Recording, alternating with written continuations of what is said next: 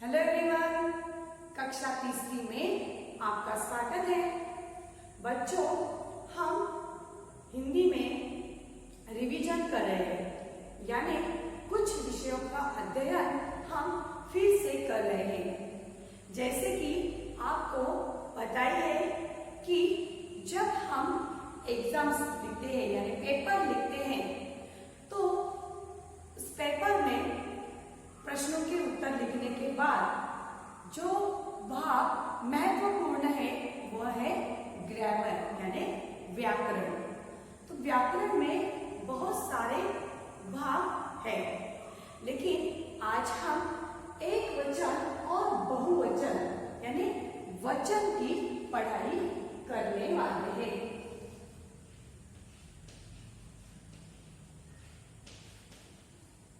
वचन की पढ़ाई करने वाले हैं। तो बच्चों,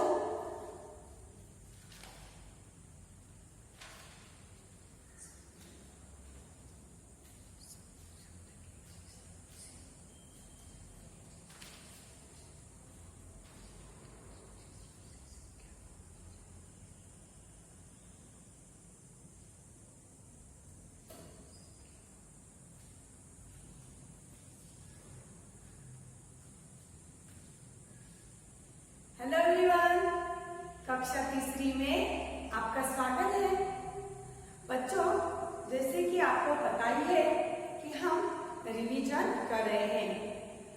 इस विषय में, हिंदी की इस विषय में जब आप पेपर लिखते हो तो प्रश्न पाठ्य पुस्तक में जो हमारे पाठ रहते हैं उनके प्रश्न और उसके प्रश्न रहते हैं और उनके उत्तर आपको लिखने होते हैं। उसके बाद महत्वपूर्ण विषय होता है, वह है ग्रामर यानी व्याकरण। तो इस व्याकरण में बहुत सारे प्रकार होते हैं, उसमें से ही एक प्रकार है वचन। तो बच्चों, आज हम एक वचन और बहुवचन इसकी पढ़ाई यानी रिवीजन करने वाले हैं। इससे पहले आपने पेपर में ये प्रश्न सॉल्व किया है, लेकिन फिर भी आपको इसकी अधिक जानकारी के लिए ये फिर से हम एक बार देखेंगे। तो बच्चों, वचन यानी क्या? शब्द से जिस शब्द से संख्या का बोध होता है, संख्या का बोध होता है उसे वचन कहते हैं। इसमें दो भाग है, एक वचन और बहुवचन। एक वचन और बहुवचन।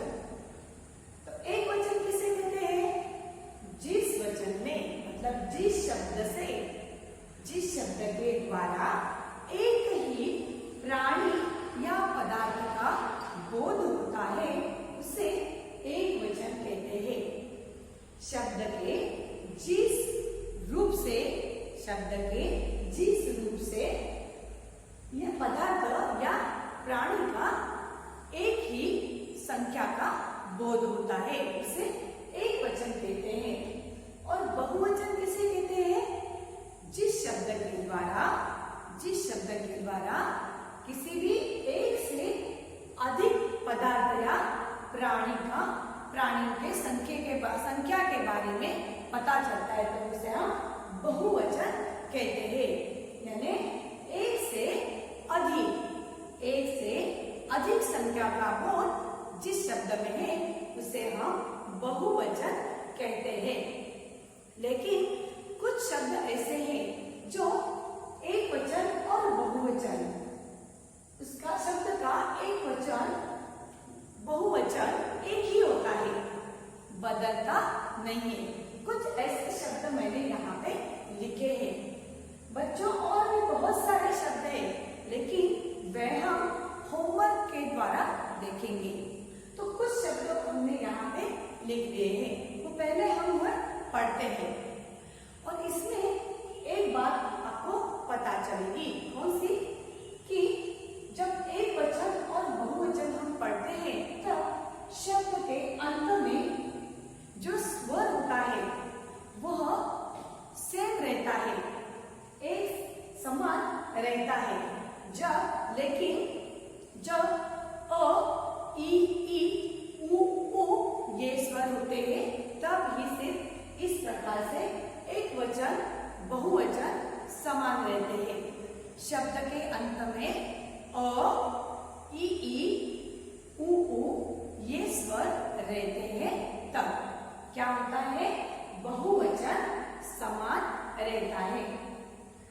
घर, घर, अ, तो यहाँ पे अ स्वर कभी ई, उ ये स्वर यहाँ पे रहेंगे तब बहुवचन भी समान ही रहेगा। घर, घर, पत्र, पत्र, बेड, बेड, रंग, रंग, महल, महल। तो क्या समझ में आया बच्चों आपको? एक वचन और बहुवचन। एक वचन किसे कहते हैं? शब्द के जिस रूप से संख्या का बोध होता है, शब्द के जिस रूप से प्राणी या पदार्थ का संख्या का मतलब एक ही संख्या का बोध होता है, उसे एक वचन कहते हैं। बहुवचन किसे कहते हैं? जिस शब्द के द्वारा प्राणी या पदार्थ का एक से अधिक संख्या के बारे में जब पता चलता है तब बहुवचन होता है। तो ये बात हमें ध्यान में रखनी है। और जब शब्द के अंत में अ, ई, उ ये स्वर आते हैं तब बहुवचन और एक वचन समान रहते हैं।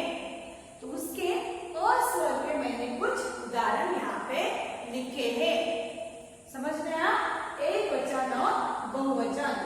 अकारांत पुल्लिंग शब्द, अकारांत यानी जिस शब्द का अंत अ स्वर से समाप्त होता है। अकारांत अ स्वर से समाप्त होता है, वहां पे अकारांत उसे कहते हैं।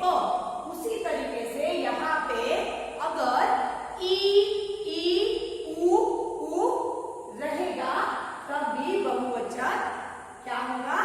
हमेशा समान रहेगा। तो एक वचन और बहुवचन, जिस तरीके से हमने अकारांत देखा उसी तरीके से यहाँ पर आकारांत पुल्लिंग शब्द, आकारांत पुल्लिंग शब्द, यहाँ पर भी एक वचन और बहुवचन। वचन के दो प्रकार है, एक वचन और बहुवचन। लेकिन बच्चों यहाँ पर बहुवचन समान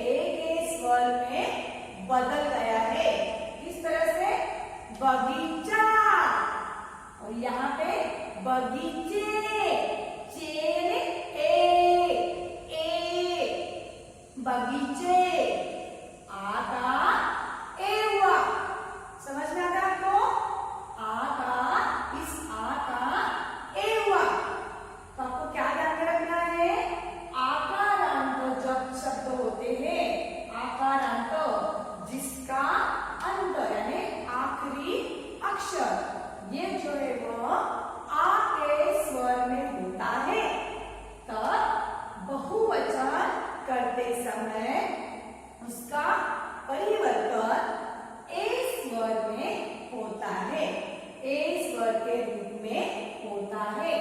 बगीचा, बगीचे, यहाँ पे लिखिए लड़का, आ, लड़का, आ, लड़का।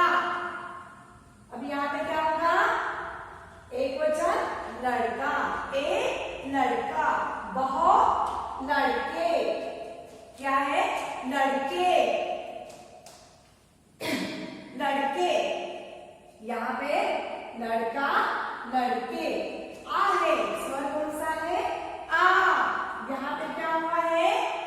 ए स्वर में ये बदल गया है, इसलिए लड़का, लड़के। कपड़ा, कपड़ा, आ स्वर है, तो क्या होगा? बहुवचन करते समय एक स्वर के रूप में बदल जाएगा, कपड़ा। यहाँ पे है कपड़ा, कपड़े, करेक्ट, कपड़े। यहाँ पे क्या हुआ? कपड़े, बहुवचन, कपड़े। चूहा, चूहा, हा यानी आ, शब्द के अंत में क्या है? आ स्वर है, तो क्या हो जाएगा? जब हम बहुवचन करेंगे तब इसका आ का ए होगा, यानी आ स्वर जो है वह ए स्वर के रूप में बदल जाएगा। चूहे, चूहे। उसके बाद है पौधा, पौधा, पौधे। यहाँ पर भी देखिए धा यानी आ, दे, पौधे, ए। तो आपको ये सारे शब्द अपने कापी में लिखने हैं और इसे याद रखना है कि कब ये जो वचन है, एक वचन और बहुवचन सेम रहता है यानी समान रहता है, और कब इसका परिवर्तन होता है। तो बच्चों, ये सारे शब्द आपको अपने कापी में लिखने हैं और इसे याद रखना है कि एक वचन और बहुवचन किसे कहते हैं और कब इसका परिवर्तन कैसे करना है। समझ में आया? तो इस तरीके से हम क्या करेंगे? इसकी और पढ़ाई करेंगे। तो बच्चों, अब आप ये शब्द जो है सारे वो एक बार लिखो और इसे पढ़ो। तब तक के लिए थैंक यू।